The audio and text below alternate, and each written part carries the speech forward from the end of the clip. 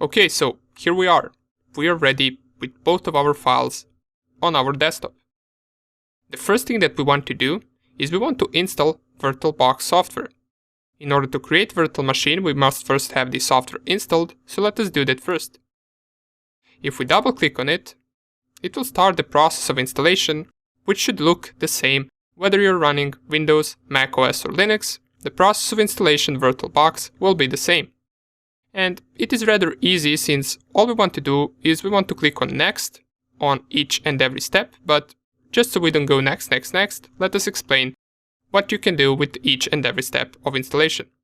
So here, as it says under the custom setup, we want to select the way we want our features to be installed. And the only thing that you might consider changing right here is this location part. If you want to change the location of VirtualBox, you can do that right here, but since I won't be doing that, I will just click on next to proceed to the next step. Here you can select whether you want a shortcut on the desktop, whether you want start menu entries. I will leave all of this to be checked since I want all of that, and I will click on next step. For this step, it says that during the installation we might be disconnected from the internet in case you're downloading or uploading something important, so best thing you can do in that case is wait for that download or upload to finish, and then you can proceed with the installation of VirtualBox. So I will just click on yes, since I'm not doing anything important over the internet, and I will click right here on install. This will ask me for my administrative password, and since I don't have one, I will simply just click on yes, and it will start the process of installing VirtualBox. This will finish in just a few seconds, and right after it, it should open up our VirtualBox. So just at this last step after installation, we want to click on finish, and in just a few seconds, this should open the VirtualBox. And here it is. So your Windows should look exactly like mine does, and what we want to do from here is we want to create the virtual machine.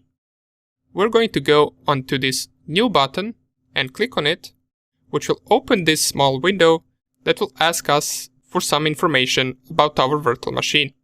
So under the name, we're going to specify Kalilinux, and you can name it anything you want. It doesn't have to be Kalilinux, but just in case you might have multiple machines in VirtualBox later on, you want to have them named properly so you know which machine is which.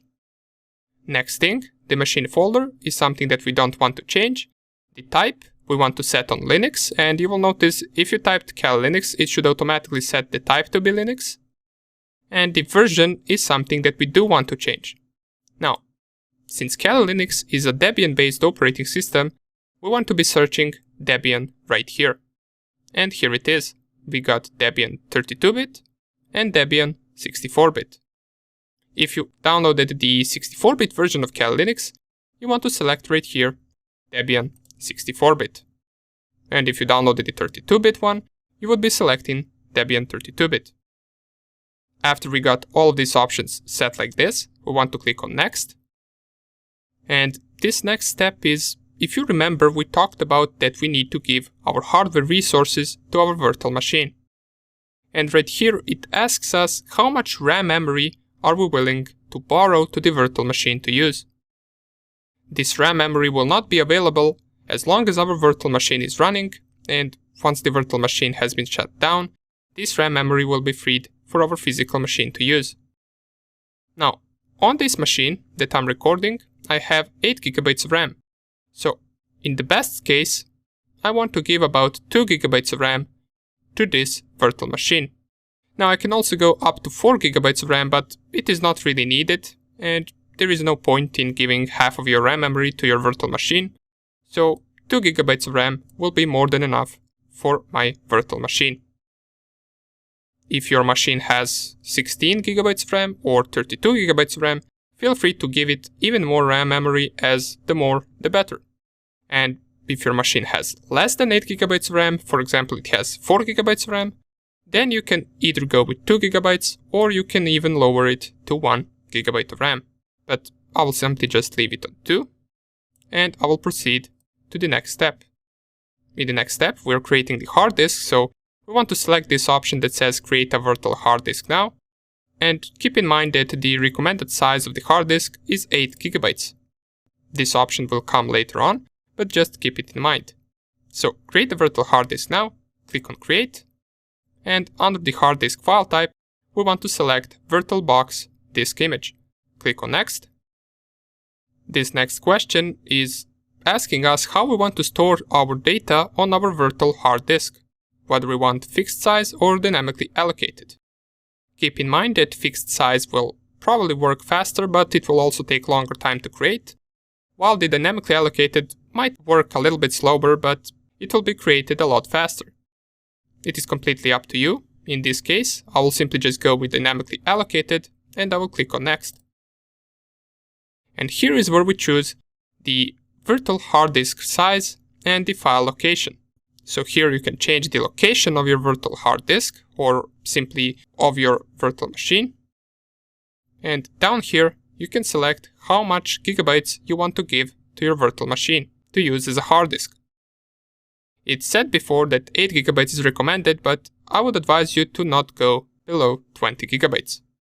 For the purposes of this course, I will even go up to 30 gigabytes, but you don't really have to if you don't want. Just keep in mind that you might be using this machine later on, even after this course, and you might be downloading more and more files, so if you can, make sure to give it more than it is recommended. Once you select your hard disk size, you want to click on Create. And this will create our virtual machine. As you can see right here, we got Kalilinux added, and here are all of the details about our virtual machine. Before we proceed and start it, there is only one more thing that we want to do. Remember this ISO image or this operating system? We need to somehow add it to our virtual machine, so that once we install the operating system, it knows which one to install. So to do that, we navigate back to VirtualBox, we select the virtual machine, and we click on Settings. Now you will notice that there are a bunch of settings right here, which we are going to explain later on, but for now on, you want to navigate to the storage, and here is where we want to add our ISO image of Kalilinux. To do that, we want to go to this controller IDE, and this empty part, we want to right-click and remove attachment. It will ask us, are we sure that we want to delete it? We click on Remove, and after it, we want to click on this disk shape with a plus. Just click on it, and it will open up this smaller window where we want to find our Kalilinux ISO image and select it. In case you don't see it right here, you want to click on Add, and you can simply just find it on your machine. In my case, as we can see, it is right here in the download section, but in your case, if you moved it to a desktop, it will probably be on desktop as well. Since I have it in both locations, I will select the desktop one, double click it, and you will see it being added right here. Then you select it here, and click on Choose. You should see it being added right here under the controller IDE, as it says Kalilinux 2020.2. And once you see it, you can simply just click on OK. And now our virtual machine is fully created. All we are left to do in the next video is to install the Kalilinux operating system. After that, we're going to be ready to use our hacking machine.